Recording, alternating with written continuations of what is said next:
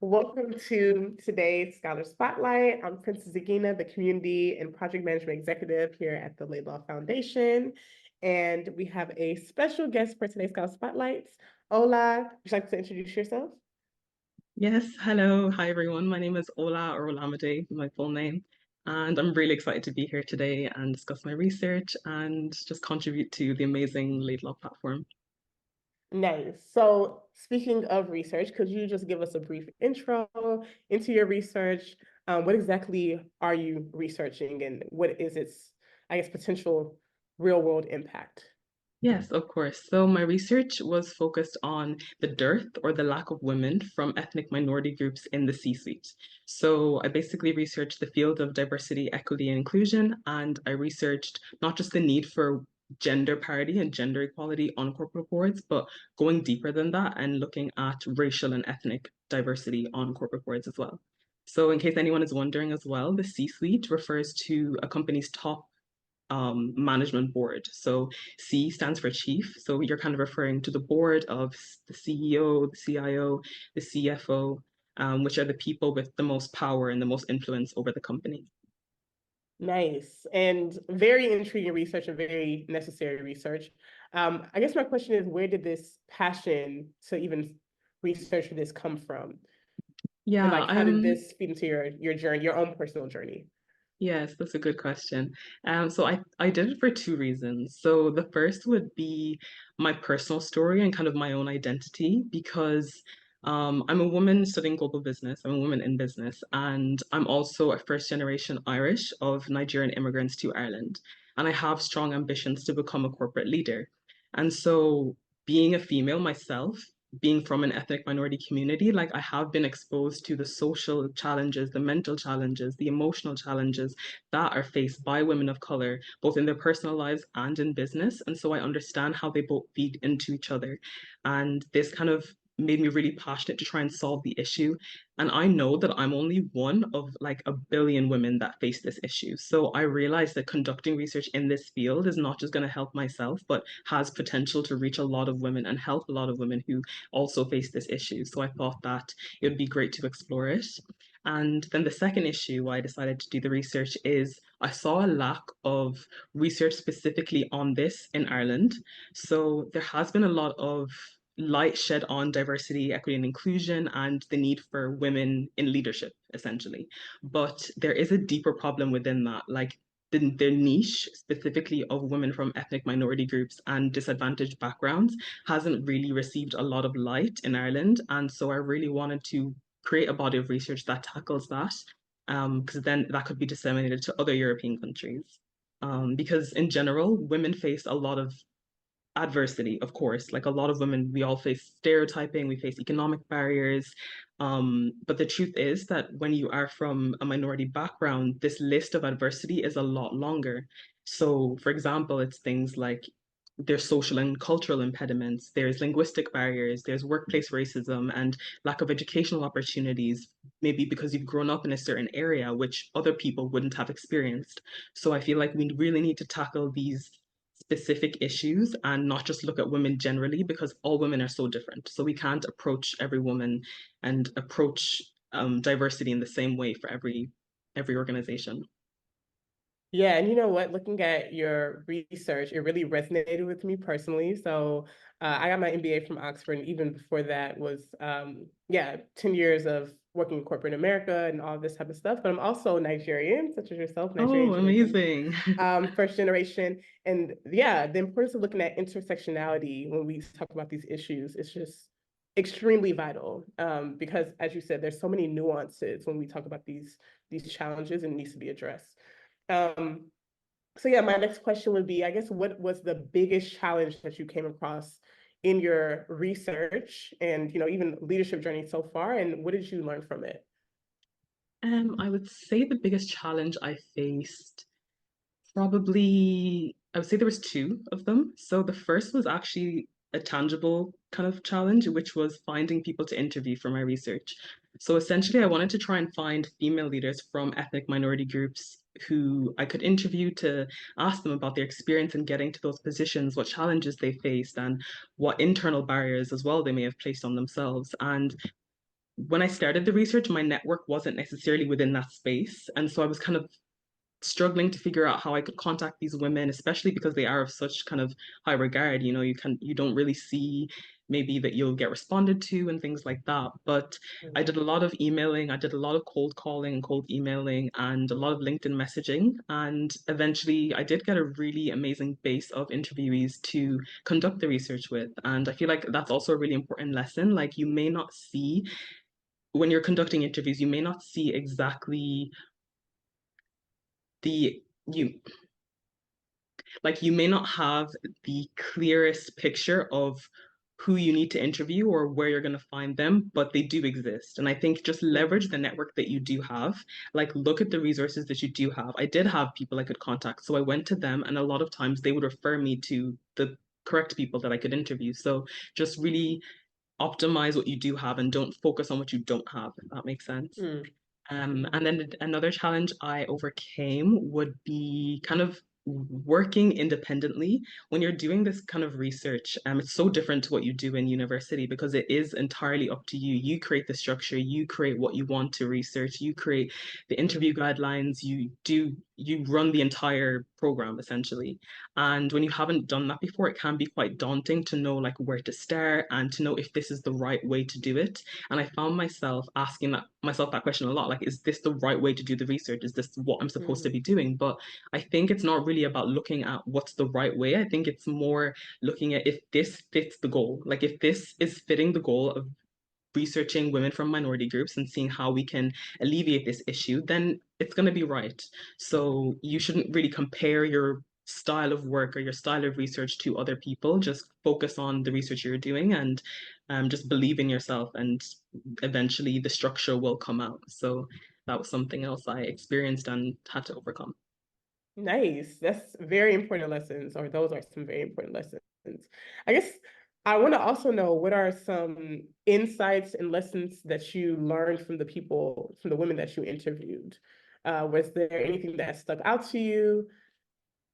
Yes, definitely. So when I did interview these women, I realized that there's a lot of internal barriers that women of color face that we actually put on ourselves. Because initially going into the research, I kind of thought that it would be mostly structural barriers, which are challenges that the organization puts on you, which don't really enable women to ascend. But actually, internal barriers like lack of belief in themselves, like not feeling like they're competent enough, like the fear of failure. They're scared of failing. They're scared of judgment because of failing, because it's actually sometimes more serious when you are from a minority group, because a lot of times your whole family is dependent on your success, and that places a lot of pressure. So self-doubt as well plays a huge role into it. Things like imposter syndrome as well, and fear of asking for support as well was a huge thing. I noticed that a lot of the women would say that they encounter challenges sometimes, but they didn't know who to ask because they didn't know who would actually understand them. And that's another reason why it's so important to have communities of women that are alike in the sense that they're from the same background, because they feel open to speaking about these kind of issues. If they experience discrimination, they feel more open to talking about it with someone that is from the same background as them. And that's kind of just Mm, natural. It's just human, really, to experience that. So I learned a lot about internal barriers that women face. And then there's also structural barriers, as I mentioned. So these are things like an organizational culture, for example, where it's actually normal for there to be an unequal number of men and women. Like it's this mentality that the C-suite has always been this way, and so it's always going to be mm, this, so we can't make a change. So that mentality does really affect women in the workplace, and it needs to change. And then you also have things like discriminatory staff policies. So for example, if they ban certain hairstyles or if they ban hijabs at front desk within the company, maybe mm. not within the whole company, but whoever's sitting at the front desk can't wear one, that's completely discriminatory. And there's also things like not being rewarded for the value they bring. I read a lot of studies that show that women of color don't receive as much remuneration or promotions or appraisal as people that are not of color a lot of times, which is really demotivating when you're trying to ascend to a top leadership position. Yeah. And then we also have things like devaluation, which is regardless of the seniority that woman achieves, she's still questioned, maybe receives a lack of respect, or is really scrutinized about her decisions. And that also is a big barrier that they need to face. And then one of Yeah. the biggest barriers I kind of found was that a lot of corporate policies are written by men and they're written out of the experience of men, which is very normal Mhm. because you write what you know. We write what we've experienced. And so that means that when a company defines its leadership capabilities, a lot of times it's based on male dominated traits because a man has written them. And so it's Mhm. really important to have an equal balance of men and women at the table that define the leadership capabilities within the company so that every person knows that I can lead in this company and I have the attributes to lead in this company. Yes. And it's so funny that you, or so, I guess, um, interesting and critical that you brought up the external factors and the internal factors when it comes to this issue. Because I actually did an interview a few months ago with Naveen, she's the newest trustee for the Laidlaw Foundation. And she was also in the same Laidlaw Scholarship year as I was, but she was at LBS. And we talked about like things like imposter syndrome and how that the internal conflict that we have really impacts the way that we work, the confidence that we have, that we bring to work and to board meetings, and how that can be a barrier that, it's a hard thing to overcome those internal challenges. And then you have these structural external challenges on top of that. So yeah, it's a hard one, It's a but lot to deal crucial with. that people like you are doing research. Yeah. And that's why your research is so crucial. Thank you so Okay. much. And then there is Yeah. so many benefits as well to having women of color in the C-suite, the ones that are able to Mm. overcome these barriers. So I think there's a lot of challenges, but it's worth it to overcome them. Yes, absolutely. So we're gonna pivot a little bit more to you and your Laidlaw journey. So I wanted to ask, like, what does it mean for you to be a Laidlaw scholar? Yes, I honestly love Laidlaw. I love the company. I love the mission. I love everything about it. And I feel so honored to be a part of the Laidlaw program. And to me, what it means for me is that it has empowered me to create research in an area that truly matters and in an area that inspires and affects so many different women. I think a lot of people have ideas. Like, this is a project I've thought about for years, but I didn't actually have an avenue to conduct the research, if that makes sense. And so Mhm. the Laidlaw network allows you to actually find people to interview. It actually allows you to be a part of a bigger, wider mission, and then you can conduct your own independent research through that. So I love the whole mission of it, honestly, and it's also given me the opportunity to meet so many inspiring people. We had the global conference in Dublin in October, which was incredible. I got to meet so many different scholars, and we had so many talks and different panels, different workshops on leadership, on being an authentic leader, and on so many different ethical topics and about sustainability. We learned so much in such a short space of time. And there was also a lot on like venture capital, which as a business person that I loved listening to that. So Mm. I think Laidlaw is just an incredible network and it provides you with so much opportunity to grow, to learn both personally as a person and also Mhm. professionally in your career. Nice. Yes, it was. Yeah, I love the Laidlaw Scholar program as well. That's exactly how I felt also going to the Laidlaw Scholars Conference. I was so inspired by everyone's research and everyone's like passion. It's really nice Okay, to so hear. now, yeah. So now I want to ask, which particular leaders inspire you the most and why? Yes, so I love this question. I have a few. The first would be Oprah. She's one of my biggest inspirations because she has Nice. faced so many challenges in her life, and yet she is one of the most successful women on this earth. Not just successful Black women, but just women in general. And I just Mm-hmm. love that. And I also love how much she invests in philanthropy. She has opened the Leadership Academy, which serves underprivileged students in South Africa. And so she's always giving back to communities and she recognizes her privilege and the fact that she has the power to change so many lives. And I just love that about her.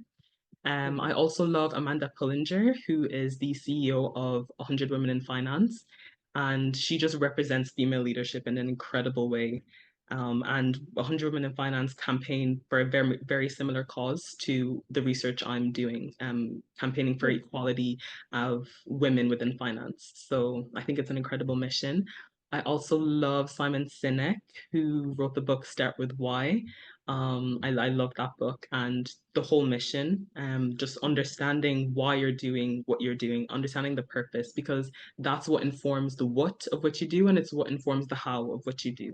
So even with my Mm. research, like I made sure I understood exactly why I want to conduct research in this field so that that could guide every other decision that I made from it.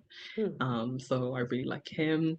I love Helena Morrissey as well, who's the founder of the 30% Club. So this is a really amazing organization that fights for a minimum of 30% of women represented in the top leadership boards within the 100 Mm. FTSE companies. So yeah, That's those would be amazing. the main leaders that I'm really Yeah. inspired by.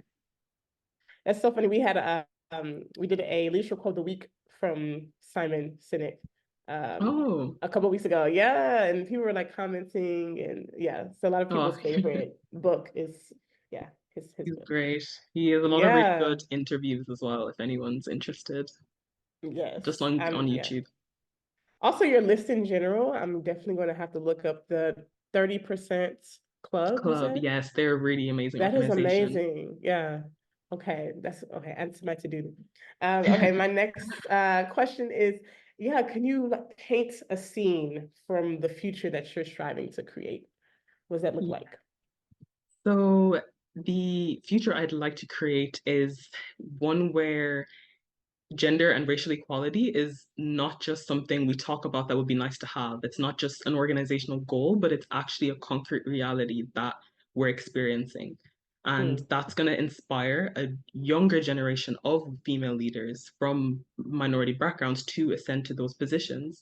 So I would just love a world of equality, honestly, and a world where everyone is striving to their fullest potential as well. So where people are creating medicine, where people are starting businesses, where people are setting up foundations and like helping third world countries and advancing the 12 SDG goals and solving climate change and like world hunger and just everyone really living out their fullest potential and just helping society in general. So that would be a world I would love to live in. Oh, what a beautiful world. And yes, I'm going to be starting a business very closely related to this Oh, subject. nice. And what is Yes. the business particularly focused on? So the company is called Agina, and it's a coaching company that specializes in both professional and personal development. Hmm. So both aspects are something that I'm really, really passionate about. And it's something that I've acquired a lot of knowledge on in the years that I've been attending like networking events and doing jobs, doing internships and getting scholarships and all these kind of things. And so I really found that I have knowledge to disseminate, but I also just love helping people achieve their goals. And I feel Yeah. like there is so much potential in the world, but a lot of people just don't have either the way to achieve the goal, the avenue, or the motivation, or the resources to be able to achieve their goals. And like that really saddens me a lot. And as I talked about that ideal kind of world I would love to live in, I feel like if there's a way and if there are more platforms that push people to achieve those goals, those things will happen. And so I've launched a company that is specializing in this, and we offer workshops on professional development. So we do CV workshops, cover letter interview strategies, we do career planning and goal setting, we do leadership and management workshops, we do Amazing. networking and relationship building, and also university advice and application tips. And a lot of my clients are international students actually that are Oh, seeking to cool. study abroad. Yeah, so it's really interesting. And then on the That is so personal exciting. development side, Mhm. we do a lot of self-care and mindful practice sessions. We do sessions on overcoming limiting beliefs, on cultivating self-love, on time management, and on productivity, and on money management strategies too, because to become your best self, it's not just about having the best career or being the best at the workplace. It honestly starts from within. So you really need to take care of your soul, take care of your mind, and that's going to help you to thrive as in the outer part of your being. So I'm really excited. Absolutely. I'm excited for you. That's amazing. And it's like So you're really much. activating everything that you talk about in your research. You're addressing those issues through your own business. So that's amazing. Thank you so Um, much. so also I have to connect with you after this because yeah, I have lots of ideas of how we can use your expertise. Okay, so now let's go into the quick fire question portion of our spotlight. So I'm going to ask you Amazing. 5 quick fire questions, and I want you to just say whatever answer you have top of mind. Okay, So you ready? I'm ready. Okay, cool. So TV show or movie you're currently binging? I'm currently binging L'Agence. It's a French real estate show. It sounds boring, but it's like selling sunsets. It's actually really, really good. Oh, It's okay. like a reality show. It's like this family that sell luxury real estate and but there's so much drama. It's like really good. It's really good. Oh, and it's a reality show. It's a reality show, but it's also like a property investment show. So they like mix the two. It's set in Mhm. Paris as well, which is where I'm currently living.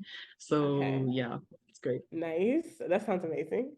Okay. What is your anthem? Like your favorite song right now? My favorite song, I would say, is probably Intentional by Travis Green. I love that song. I feel like it's so Okay. motivating and I listen to it all the time.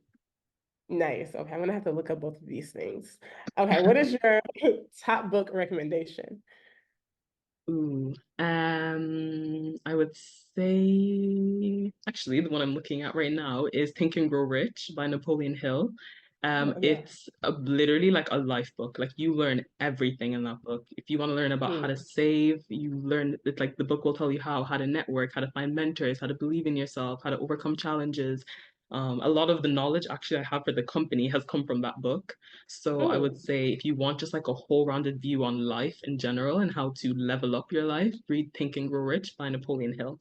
Very good. I second that. Yes, I love that book, and I love that you actually applied that to your business.